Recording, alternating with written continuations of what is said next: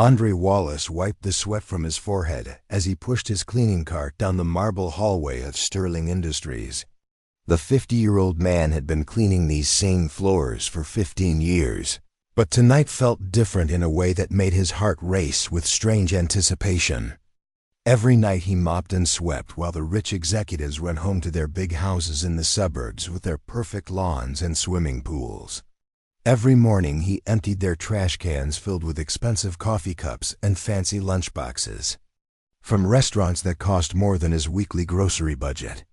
The security guard walked past Andre and shook his head with that familiar look of pity. "Still here cleaning up after them rich folks," he said with a sad smile that Andre had seen 1,000 times before. Andre just nodded and kept pushing his cart because he was used to people feeling sorry for him.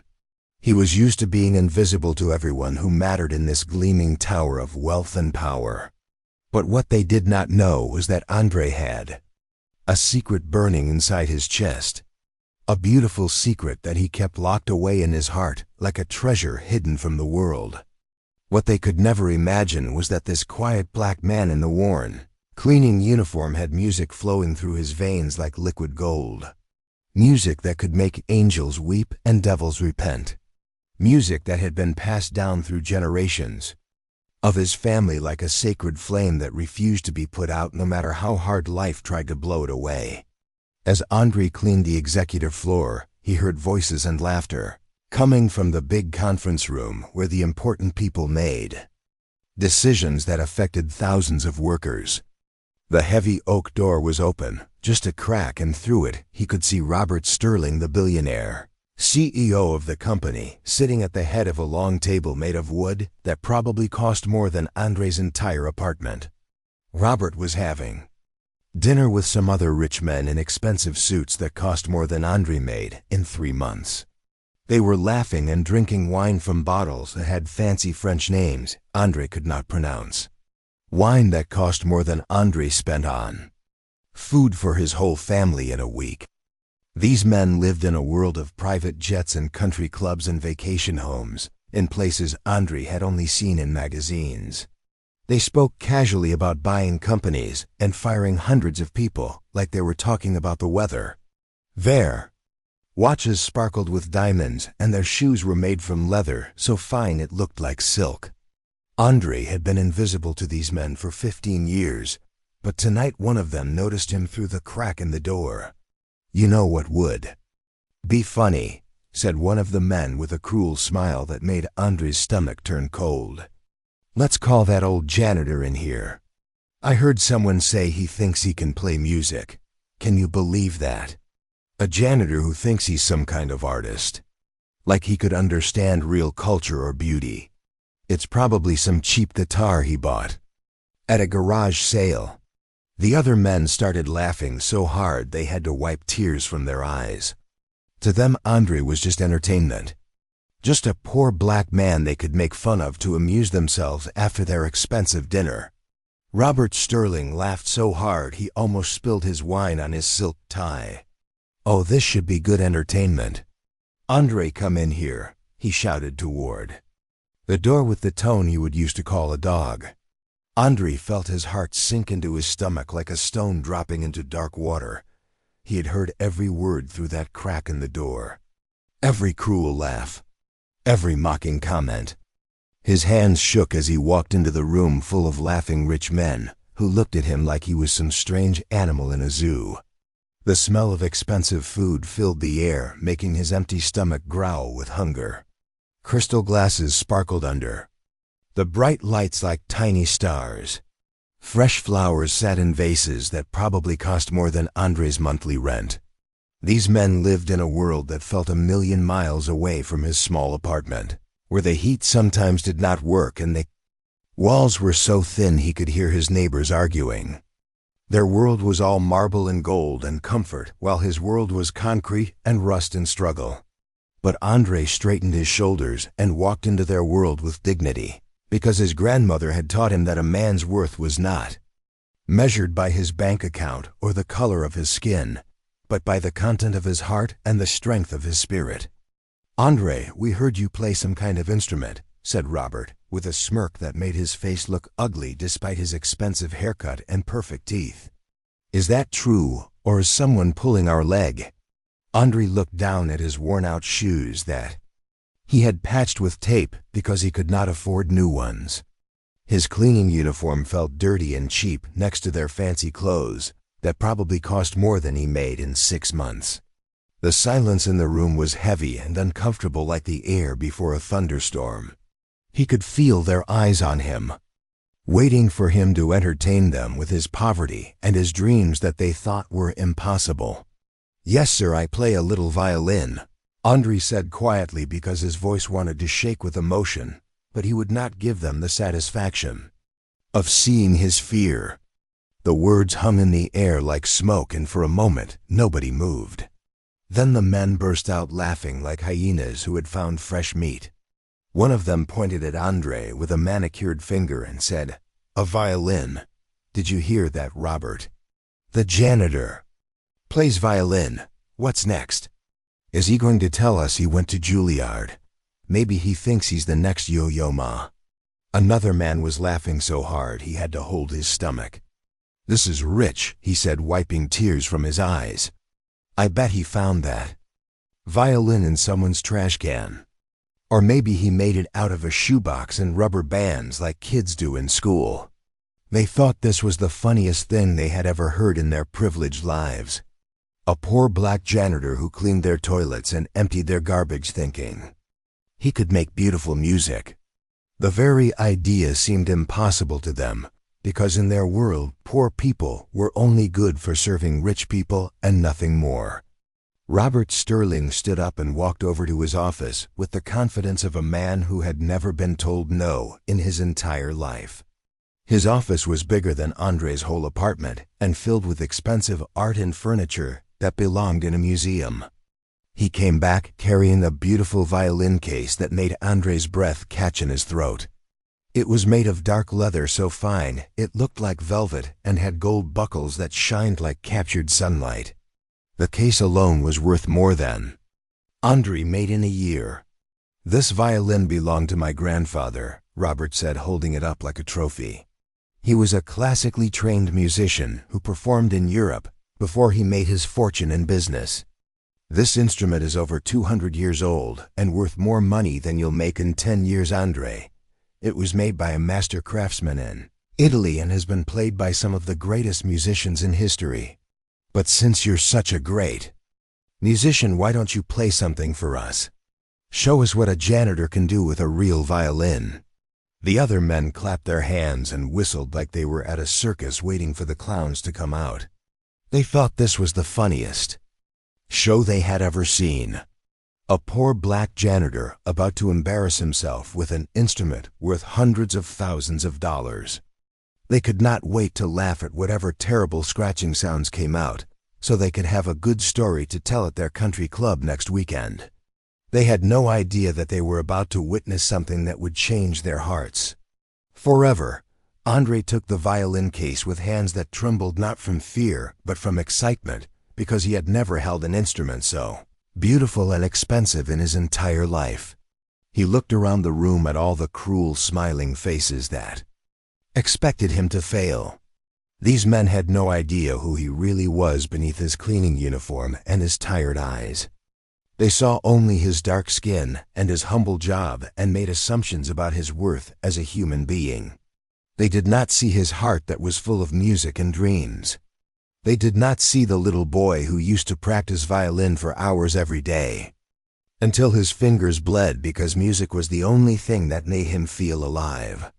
They did not see the young man who had auditioned for orchestras and music schools only to be turned away again and again, not because he lacked talent, but because he lacked the right connections and the right skin color. They did not see the father who played lullabies for his children when they were sick. They did not see the man who had kept his dream alive for 50 years despite every disappointment and every door that had been slammed in his face. "Go ahead, Andre," said Robert with a mean laugh that showed his expensive dental work. "Show us what you've got. Play us a little tune." The other men leaned forward in their chairs, like they were watching a comedy show waiting for the punchline that would make them laugh until their sides hurt. Andre opened the case slowly like he was opening a jewelry box that contained the crown jewels of England. Inside was the most beautiful violin he had ever seen in his life. It was made of wood that glowed like honey mixed with liquid gold in the bright lights of the conference room. The varnish was so perfect it looked like glass in every curve.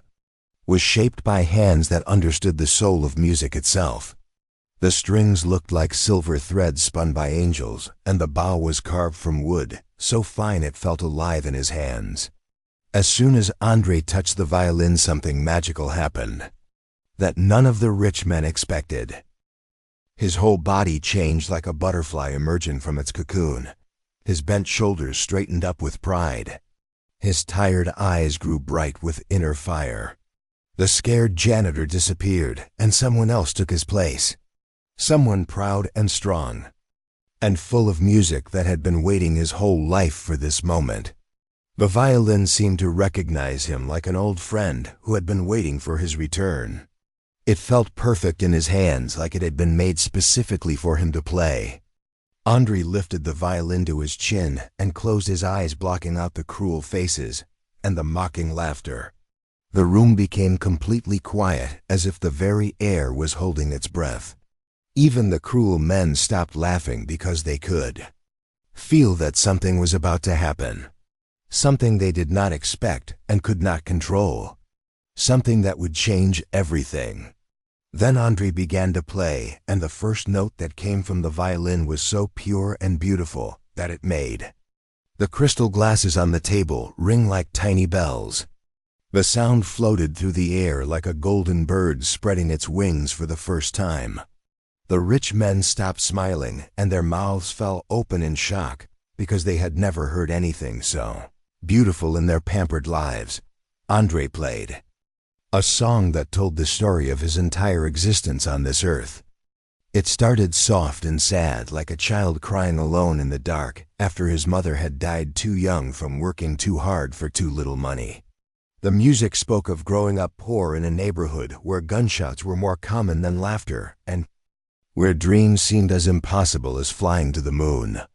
It sang about working 3 jobs just to buy his first violin from a pawn shop where the old Jewish man saw something special in his eyes and let him pay $5 a month until it was his. It cried about the nights he practiced in his car, parked behind the factory where he worked the night shift, so he would not wake his neighbors in the thin-walled apartment building, where every sound carried through the walls like whispers. Violin told the story of rejection after rejection from music schools that said he was talented, but not quite what they were looking for. It spoke of auditions where he played his heart out only to watch them give the spot to someone with the right skin color and the right family connections. But then the music changed and grew stronger and more hopeful, like the sun breaking through storm clouds. It told about the little girl next door who used to sit on her porch steps and listen to him practice every evening after work. It sang about how her face would light up with joy when he played her favorite song. It spoke about the old man at the bus stop who always asked him to play one more song before the bus came because the music made his arthritis hurt less and helped him forget about being lonely. The violin sang the story of Andre's mother, who cleaned rich people's houses all her life, but still found money hidden in coffee cans and old shoes to pay for his music lessons, even when there was barely enough food on their table. It cried for his father, who worked himself to death in a steel mill, but never got to hear Andre play at the church talent show because he died 2 weeks before from a heart attack brought on by years of stress and hard labor. The music laughed about the Sunday mornings when Andre played hymns that made the whole congregation weep with joy and clap their hands and shout hallelujah because they could feel God speaking through his violin. It told about his wife who supported his dream even when it meant eating beans and rice for dinner most nights so he could afford violin strings and sheet music. It spoke of his children who were proud of their daddy, even though other kids made fun of them for having a father who was just a janitor.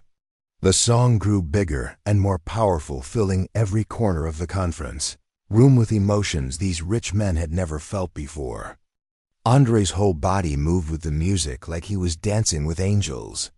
Sweat poured down his face, but he did not stop playing because this was his moment. This was what he had been born to do. This was his chance to show the world that talent and beauty and worth had nothing to do with money or skin color or what job you held to pay the bills. The violin told the story of every person who had ever been looked down on because of their race or their poverty or their humble circumstances.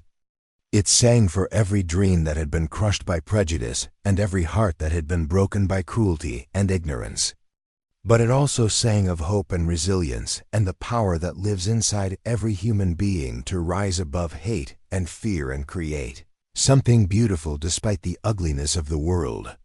When Andre played the final note that seemed to hang in the air like a prayer ascending to heaven, the room was completely silent except for the sound of grown men crying. No one moved or breathed because they were afraid to break the spell that had been cast by the most beautiful music any of them had ever heard in their lives. Robert Sterling felt something crack open in his chest like an egg hatching and releasing. Something that had been trapped inside for years. Tears ran down his face as he looked at this man he had treated like he was nothing more than a servant, whose only purpose was to clean up after his betters. The music had told him things about life and suffering and dignity that his wealth had shielded him from understanding.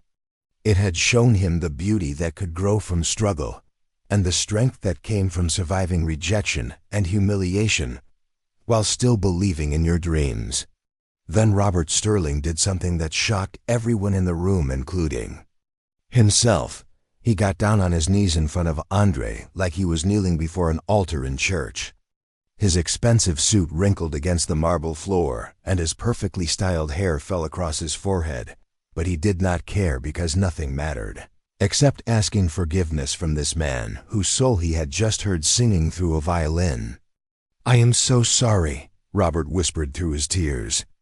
"I am so very sorry, Andre. Please forgive me for my cruelty and my ignorance. Please forgive me for judging you by your job instead of your character. Please forgive me for being so blind to your worth as a human being." The other men in the room were crying too as they looked at Andre with new eyes that finally saw him as he truly was. They saw not a janitor but a master musician whose talent surpassed anything they had ever encountered. They saw not someone to laugh at, but someone to respect and admire and learn from. They saw a man who had kept his dignity and his dreams alive despite a world that had tried to crush both. "Where did you learn to play like that?" asked one of the men through his tears while wiping his eyes with a silk handkerchief that probably cost more than Andre's monthly salary. His voice was full of wonder and respect that had not been there 30 minutes earlier when he was laughing at the idea of a janitor playing violin. Andre set the precious violin down gently in its velvet-lined case like he was putting a sleeping baby back in its crib. His hands were still shaking from the emotion of playing his heart out for these men who had expected him to fail. The adrenaline was still flowing through his veins like electricity, and his heart was beating so fast he thought it might burst from his chest. "My grandmother taught me when I was 7 years old," he said quietly with a voice that was steady, despite the storm of emotions swirling inside him. She was a classically trained violinist who had studied at the finest conservatory in New Orleans before segregation made it impossible for her to pursue a professional career. She could have been famous, but the world was not ready for a black woman to stand on stage with white musicians, no matter how talented she was. So she taught music lessons in our living room to neighborhood children whose parents could afford to pay her 50 cents a week. She told me that music was the language that God used to speak directly to human hearts. She said that if I learned to speak that language fluently, I could touch people's souls, no matter what color they were, or how much money they had, or where they lived. She made me practice scales for 2 hours every day until my fingers moved like lightning across the strings. She taught me that music was not about showing off or getting famous, but about serving something bigger than myself. about healing broken hearts and lifting up tired spirits and reminding people that beauty still exists in this harsh world.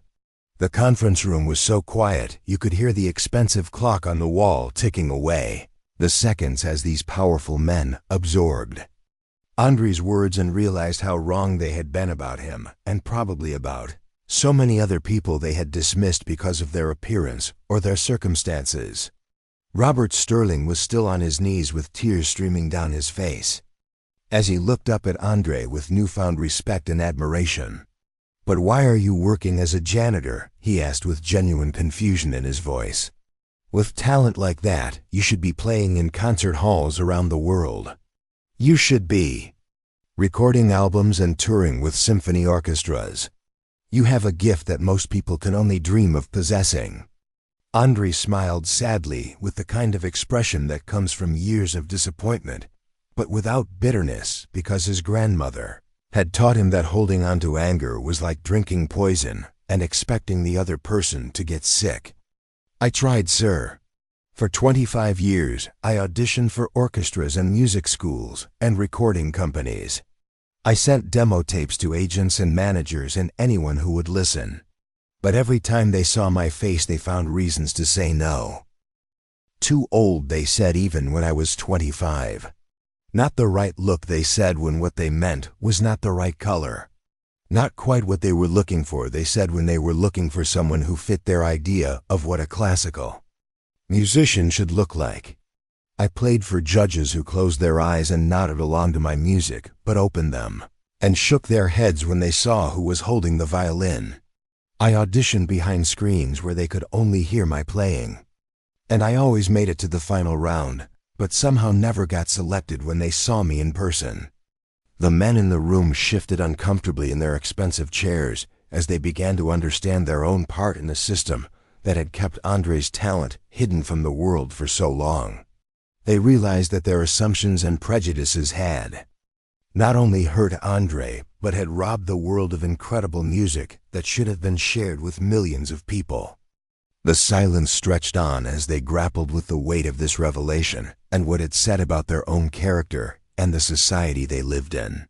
"I kept playing, though," Andre continued with quiet dignity that made his words even more powerful. "Music was never about getting rich or famous for me. It was about staying connected to my grandmother's memory and to something beautiful in a world that often feels ugly and cruel. I played at my church every Sunday morning and watched people's faces light up when they heard hymns transformed by strings that sang like angels. I played for kids in my neighborhood who had never heard classical music before and saw their eyes widen with wonder when they realized that beauty could come from the same streets where they dodged bullets and dealers.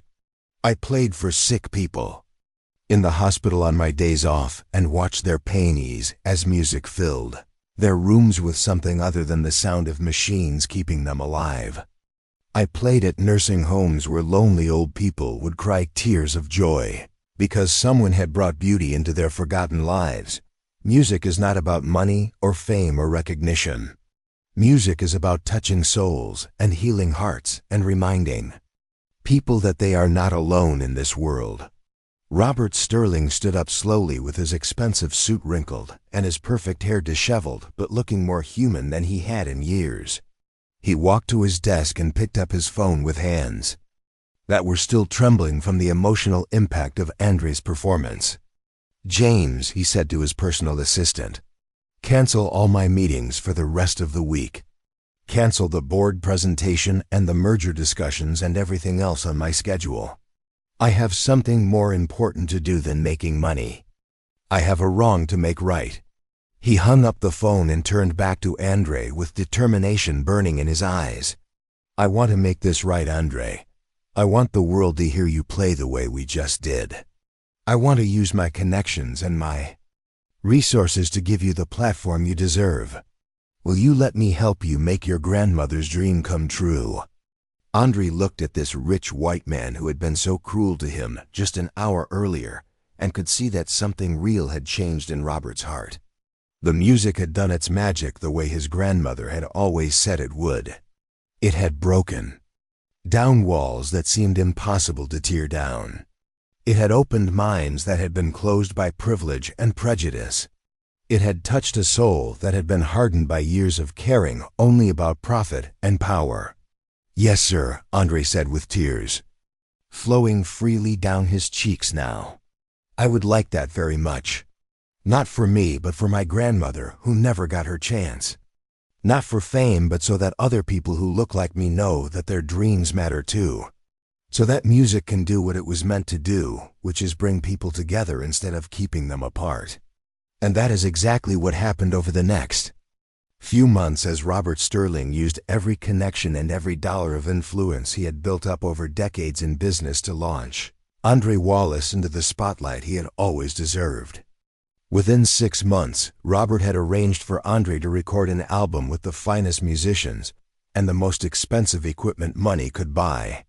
The first song on the album was the same one he had played that night in the conference room. It was called Grandmother's Song, and it told the story of dreams deferred but never destroyed. The album went to #1 on classical charts around the world and crossed over to popular music in a way that surprised everyone in the music industry. People everywhere were moved by Andre's story and his incredible music that seemed to speak directly to their hearts in ways they had never experienced before. Radio stations played his songs and television shows interviewed him, and newspapers wrote articles about the Janitor, who became a classical music sensation overnight. He played in concert halls from New York's Carnegie Hall to London's Royal Opera House to the Sydney Opera House in Australia. Audiences would stand and applaud for 20 minutes after his performances, and many people said they had never been so moved by music in their entire lives. But Andre never forgot where he came from or what his music was really about. Every month, Andre would return to Sterling Industries not to clean the floors, but to give free concerts for all the workers who had been invisible to management for so long.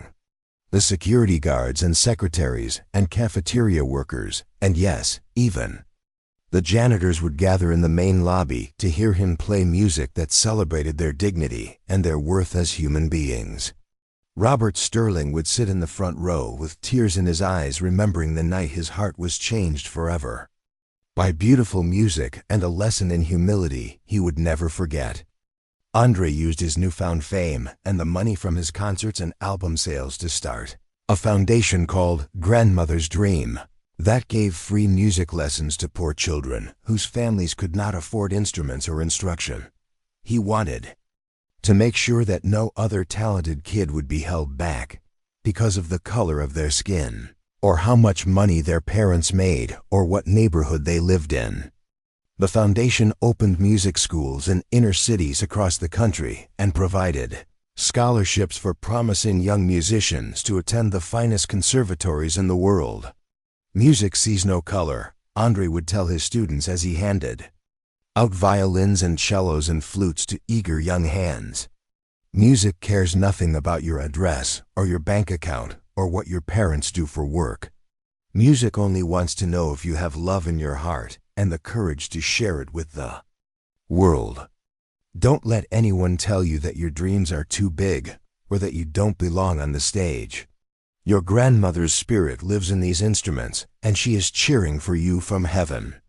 Years later, when reporters asked Robert Sterling about the most important night of his life, he always gave the same answer without hesitation. "It was the night I learned that you cannot judge a person's worth by their job or their appearance or their circumstances. It was the night a janitor taught me that the most beautiful music comes from the most unexpected places and the most humble hearts. It was the night I discovered that real wealth has nothing to do with money and everything to do with recognizing the value of every human being." Robert never went back to being the same cold businessman he had been before that night. He changed the culture at Sterling Industries to focus on treating all employees with respect and dignity, regardless of their position. He instituted programs to help workers pursue their dreams and talents outside of work, and he made sure that janitors and security guards had the same access to company benefits as executives. Andre still has that golden violin that belonged to Robert's grandfather, and he plays it at every major concert as a reminder that beauty can emerge from the most unlikely circumstances. But his favorite instrument is still his first violin, the old beat-up one he bought from the pawn shop all those years ago, with $5 payments that seemed like a fortune to a young man with big dreams and an empty wallet. He keeps it in his dressing room at every concert venue as a reminder of his journey and his grandmother's love that made it all possible. This violin taught me that dreams do not die even when the world tells you they are impossible, he tells young musicians who visit his foundation. They just wait patiently in your heart like seeds in winter soil. They wait for the right moment and the right opportunity to burst through the ground and grow into something beautiful that can feed hungry souls. And when that moment finally comes, you must be ready to play your heart out even if you are scared. And even if people are laughing at you, because you never know when your music might change someone's life forever. The story of Andre Wallace reminds us all that greatness can be found in the most humble places, and that music truly is the universal language that can bridge any gap between different kinds of hearts. It shows us that sometimes it takes just one beautiful song to change not only your own life, but the lives of everyone who hears it. Every person walking this earth has music inside them, waiting to be shared with the world. Every heart contains a unique song that only they can sing. The question is not whether you are good enough or talented enough or worthy enough to share your gifts. The question is whether you are brave enough to let your light shine even when the world tries to convince you that you should stay hidden in the shadows. Andre Wallace was just a janitor until the night he picked up a violin and reminded a room full of powerful men that we are all so much more than what we appear to be on the outside, and that music has the power to transform hearts that seemed unreachable.